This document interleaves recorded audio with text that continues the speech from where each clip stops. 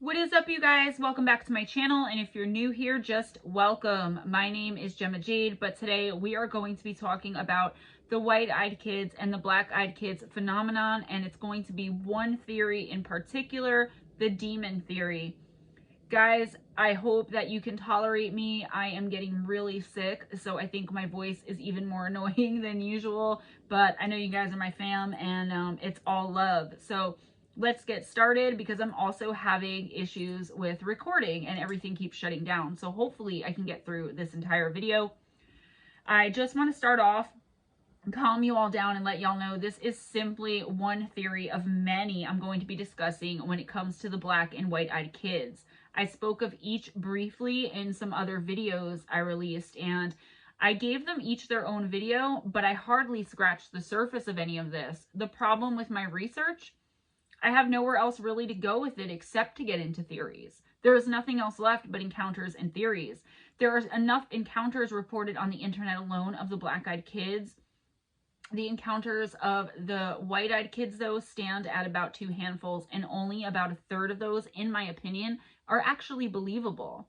I've said it so many times before, and I'll say it to you again. I'll only present information to you when, of course, none of it can be backed up by facts and evidence, which I believe in, and that includes any kind of encounter story. Black-eyed kids, glimmermen, I've done faceless entities, white-eyed kids, encounters of people finding staircases in the woods, right? I'm thoroughly convinced that while the white and black-eyed kids are connected, I also believe their MO is completely different. I mentioned this in the white-eyed kid video I previously presented to you guys when I reported that they seem to work alone, while their black-eyed counterparts are almost always at least in a pair, and usually having 3 of them together while approaching their unsuspecting victim.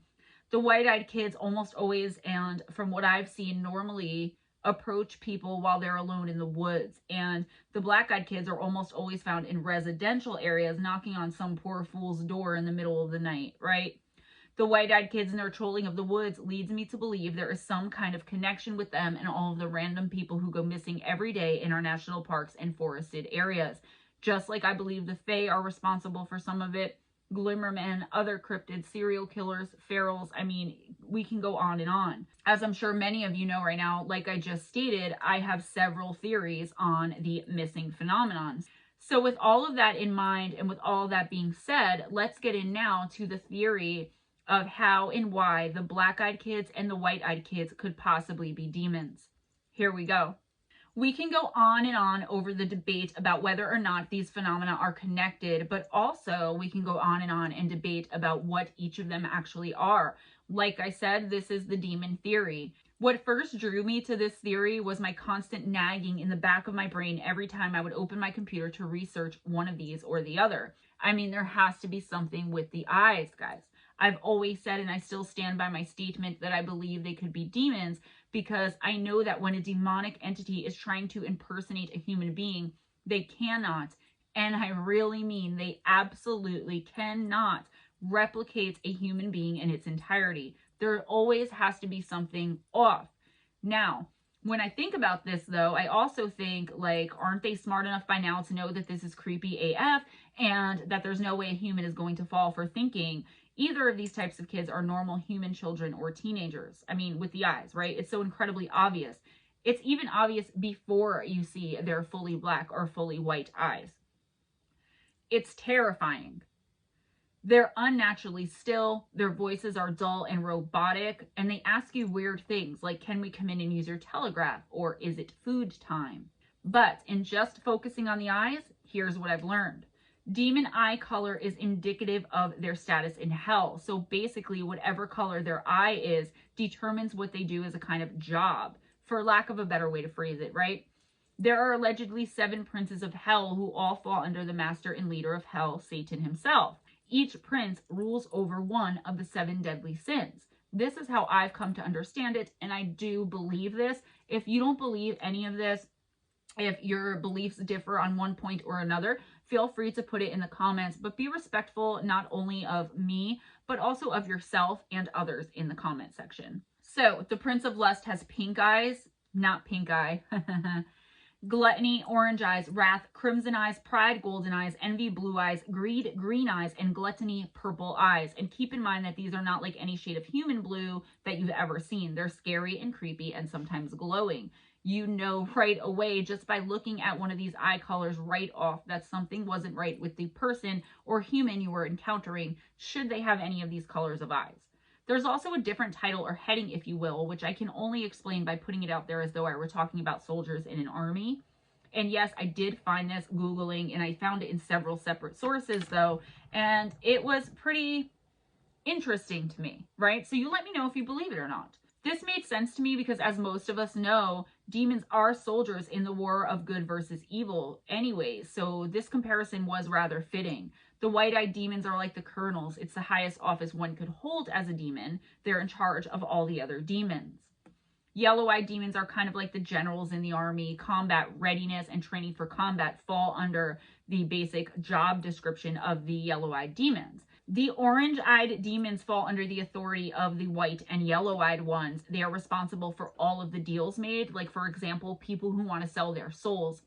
I don't have any idea how to go about doing this, but I truly believe that there are some people, even some celebrities, who have said that they sold their soul. I really believe that people have done this. I don't think of the old Faust plays of the 1800s either when I say this, as someone who has been twice approached by a demon offering me everything I have ever wanted and dreamed of in my life if only I would bow down to him. I know for an absolute fact that this happens, and I know that it's downright terrifying.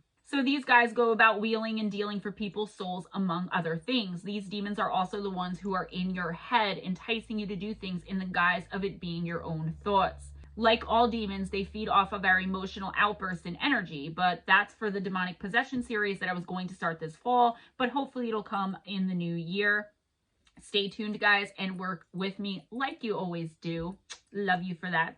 Lastly, we have the black-eyed demons, and these are the lowest men on the totem pole. They're like the knock-around thug kind of guys. They go around and try to collect souls by enticing humans to let them into their home.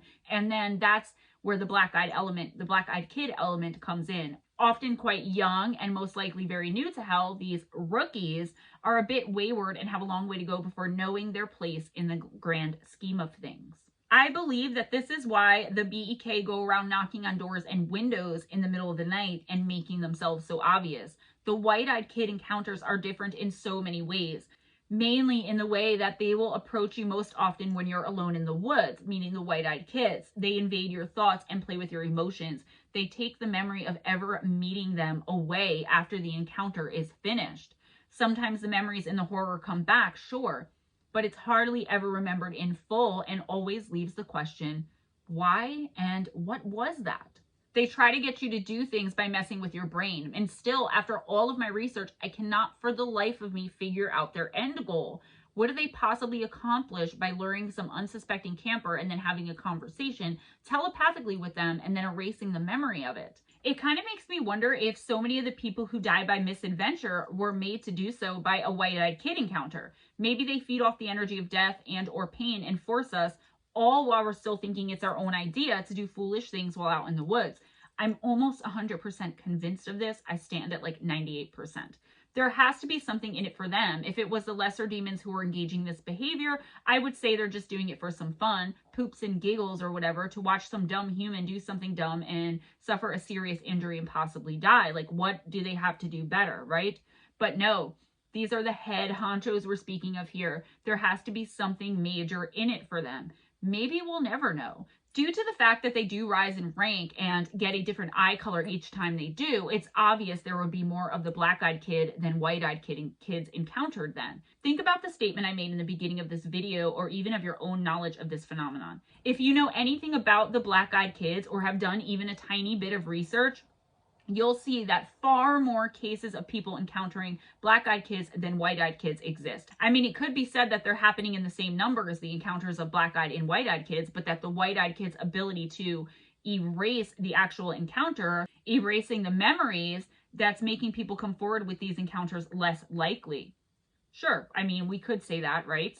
With all of this being said, know that the white-eyed kids are far more dangerous as well than their black-eyed minions. They often leave handprints on the vehicles of the campers they've overtaken.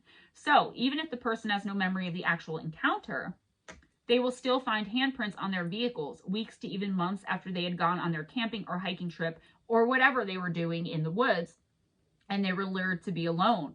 The white-eyed kids are far more invested in the encounter and far more involved in the attack. And I believe that if you have one encounter, you may have many, as I believe a part of the demon latches onto you, if for nothing other than to keep the memory of it locked away tight, a soul attachment. For the most part, too, we normally associate children, even teenagers, in most cases, as innocents. We look at them as though they aren't dangerous at all. I've thought all along, as most people do, that this is the reason the demons choose to take on this guise. Playing the sympathy card is a big one for the black-eyed kids, but they just don't seem to grasp the fact that their eyes are super creepy, and they're hardly ever going to fool anyone with those robotic movements and monotone voices. I believe also that this is the reason why a lot of children are approached by these demonic entities, both of them. Think about it. How many children and teenagers have gone missing in the woods throughout the years only to be found dead in some weird place, far out of the way and seemingly impossible for them to have been able to get to it? Think about it too. Demons have been around since the beginning of time. Not only do they have a severe hatred of us humans, they look at us all as children, as infantile, as brand new, dumb, easily fooled. This is why once you call a demon out, sometimes they will show their true form and go to attack you, but other times they will either leave or keep right on pretending. I've come across more than several black-eyed kid encounters where the people knew exactly what they were looking at, be it that they had researched the subject, or like almost all of the cases we came across with just that little bit of research, they had some kind of primal knowledge and some kind of fear that came up that told them something just wasn't right with the children standing outside their window or door. Teenager, child, whatever. In order to go any further, we have to talk about the fact that this phenomenon, when spoken about in relation to these creatures being demons, is both ancient and brand new, all at the same time. One of the earliest accounts of someone encountering a black-eyed kid dates back to 1950 in Virginia, and it was about a 16-year-old boy who we only know as Harold. According to the story, he was walking home one afternoon when he came across another boy leaning against a fence as if waiting for someone. Harold attempted to speak to the other boy, but no matter what he asked, he got no response. He was about to walk off and go on with his journey home when the strange boy suddenly spoke to him and said to Harold, quote, "I want to go to your house. You're going to walk with me to your house," end of quote. It was then that Harold noticed the blackness of the boy's eyes. There was no white, just solid black. Then something even stranger and more chilling happened. Harold had begun contemplating turning and running home as fast as he could because that primal fear, that caveman knowledge kicked in. This is when the other boy blurted out, "Now don't you run away from me. You're going to walk up to your house with me." Harold turned and ran away as fast as he had ever run before, like his legs were moving. He later recalled to his parents that as he did so, he heard a scream behind him, and a scream that sounded very familiar to an animal, a bobcat actually. Interestingly enough, his parents believed their son's account, and they believed it so much so that his father was said to have grabbed his gun immediately and went out looking for the menacing boy who had demanded his son take him back to the family home. The mother, though, apparently thought her son had an encounter with the devil himself and stated that she would take him to see the local priest. This is actually the oldest legend surfacing on the internet as far as I can tell, but believe me, the Native Americans have their own legends of creatures similar to the B and WEKs as well, and they all lead pretty much to the same summation that we are indeed dealing with demons here. We'll explore those particular legends in an upcoming video, but I have to wonder, to what end? I mean, as I've said before, and I'm sure most, if not all of you would agree with me when I say they aren't very convincing or come across as very innocent with these weird things they're doing to their eyes, with their eyes. So maybe they can't help it? I've heard of many demonic encounters, though, where the demon took on, as far as the person interacting with it could see, the complete form of a human child in order to play on their human sympathies. So then, what would be the reason that these particular demons, if they're taking the form of these two types of weird-eyed entities, for lack of a better term, why wouldn't they just go and do that and give themselves a total and more convincing makeover? I just haven't been able to figure that out yet. Before I close this out and leave you guys to let me know what you all think, and I go on ahead and start with part 2 as I go deeper into theories on the white and black-eyed kids, I want to present a counter to the above theory and another one. First, the counter being that the Bible says demons are without form and are void. They have never been born before and never were among the living. If this is so, then these theories could actually be wrong. Why would a demon have to have any colors to their eyes? This is what I originally thought of when I heard the demon theory for the first time, which is why I didn't put much stock into it and why this video is only coming right now. However, there is something called the Acheri demon, and this, after a ton of research, is what type of demon I think we could be dealing with here, should we decide to subscribe to this particular demon theory. Many Native American tribes tell of such a demon as well, and I explicitly remember hearing about them as a kid growing up. First off, the telekinesis and or mind control that's bound to accompany a white-eyed kid encounter, and most of the time, at least a little bit, will be mentioned when someone is retelling a BEK encounter as well, is a trademark signature of this particular demon. This theory also has its flaws though, don't get me wrong. Remember, we're just discussing different theories about why these entities could be demons. I'm not claiming any definitive answers, but here's a bit of the legend. The Acheri is found in both Eastern and Western paranormal subcultures and folklore. Because of the confusion with the term Indian, the spirit can be found in Hindu mythology as well as North American Native Indian storytelling. In both cases, though, the Acheri takes the form of a little frail girl with a pale gray complexion. This female demon is said to enjoy human misery. It's believed that the Acheri was once herself an ill child who died in pain and suffered greatly. If one hears it singing or drum playing, it signifies the forthcoming of an incurable disease resulting in, normally a child's, death. The only reported protection against the Acheri is by wearing something red. Mothers have their children wear red all the time when they subscribe to this Acheri demon existing theory, right? Because it is a theory. We don't know for sure. How would we ever know any of this for a fact? Even if one of us witnessed or encountered something, not everyone's going to believe us, even if we have like super credibility. The color red appears to be a universal amulet in regards to protection against evil, because in European lore, red charms are also used to ward off spirits as well as evil spells of witches.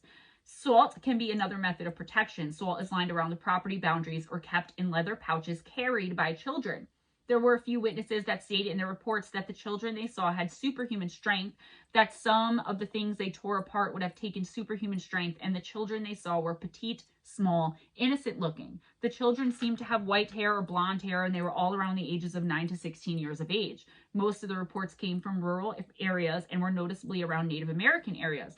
But reports have filed in not just from the United States, though, from all over the world.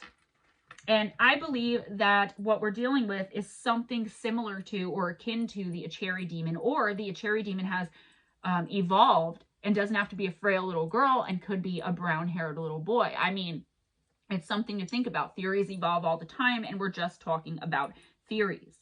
I'll have more for you on demons in general and demonic possession, and I'm still in the midst of a ton of research on the connection, not just between these two seemingly related phenomenon and demons, but also whether the phenomenon are related at all as well.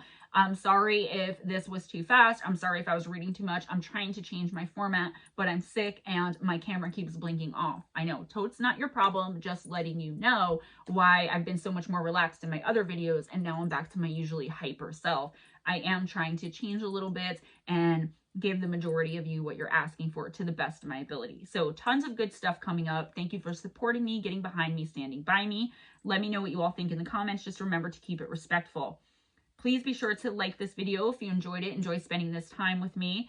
Please subscribe if you haven't already, and spread the love by sharing this video. Let's see what other people think about the demon theory. If you would do me the great favor of checking out the description box, there are some links. Justice for Caleb Smith. We are hoping to have an updated interview with April. The one that we did back in April or May will be in there, and the GoFundMe for the billboard April is trying to get to draw attention to Caleb's case and KEESYLYN Roberts' case. She wants to get a billboard with both of them, and the GoFundMe will be in my description box. Also in the description box are the links for the live streams, campfire stories, fireside chat, and the Wednesday night oracle readings right here on this channel. The links and the information will be in the description box. Also, links to PayPal and Patreon if you want to make a financial donation to the channel, and my Amazon link that a lot of you have been asking for. Guys, if you have any encounters with the supernatural and or paranormal and want me to share them on listener encounters or want to discuss them with me privately, please email me at GemmaJadeParanormal@gmail.com. I love you guys. Please be kind to each other. Be kind to yourselves. It costs nothing to be a good person. Smile at a stranger. Have your best day. Have your best night. And I will see you next time. Bye-bye. Thank you guys so much.